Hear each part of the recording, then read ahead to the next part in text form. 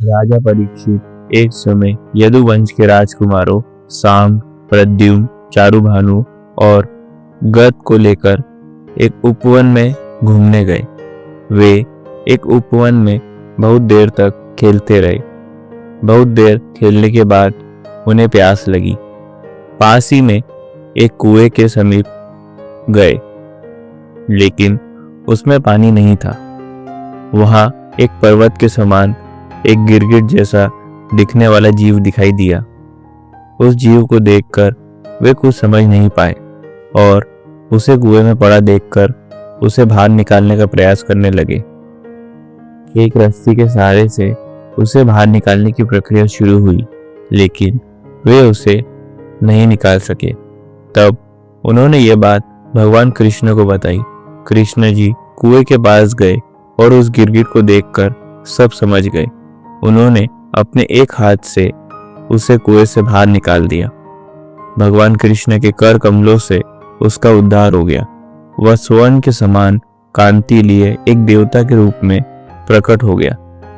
यह देखकर सभी आश्चर्यचकित रह गए, किंतु भगवान कृष्ण जी यह सब देखकर मुस्कुरा रहे थे।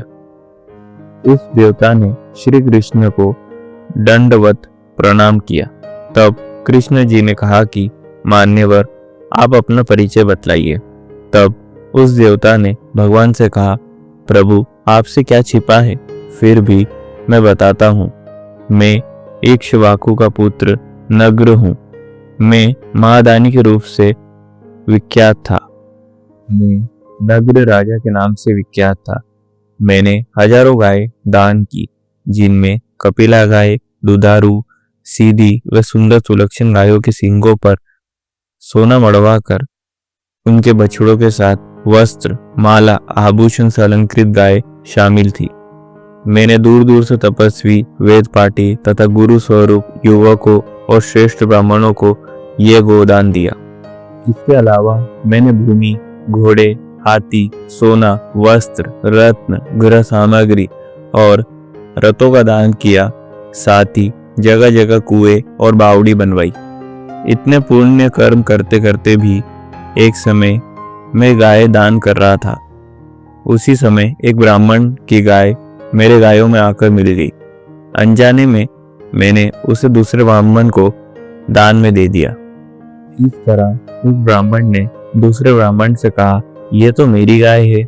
यह सुनकर दान लिए ब्राह्मण ने कहा, यह गाय तो मुझे राजा नग्र ने दान में दी है।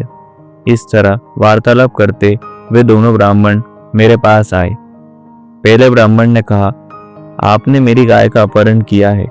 वहीं दूसरे ब्राह्मण ने कहा, आपने मुझे ये गाय दान में दी है।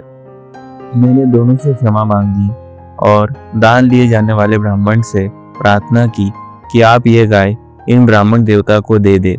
बदले में मैं आपको 1 लाख श्रेष्ठ गाय दे दूंगा। किंतु वो नहीं माने। फिर मैंने पहले वाले ब्राह्मण से भी यही आग्रह किया, हे ब्राह्मण देवता, मुझसे अनजाने में यह पाप हो गया। अब आप ही मुझे नरक में जाने से बचा सकते हैं। गाय के स्वामी ब्राह्मण ने कहा, नहीं, मुझे तो यही गाय चाहिए।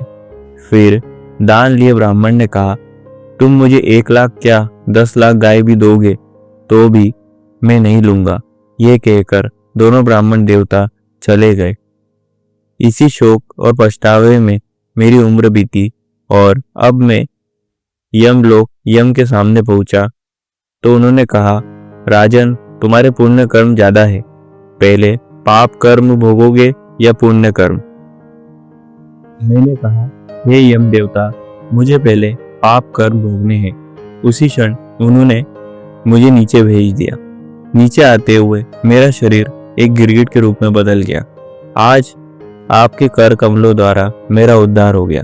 यह कहकर राजा नग्र श्री कृष्ण के चरणों में गिर गए। भगवान के चरणों में बैठकर वे भगवान श्री कृष्ण का गुणगान करने लगे। कुछ देर बाद एक विमान आया। श्री कृष्ण के चरणों की रज को माथे पर लगाकर राजा नग्र उस विमान पर चढ़कर स्वर्ग लोक को चले गए।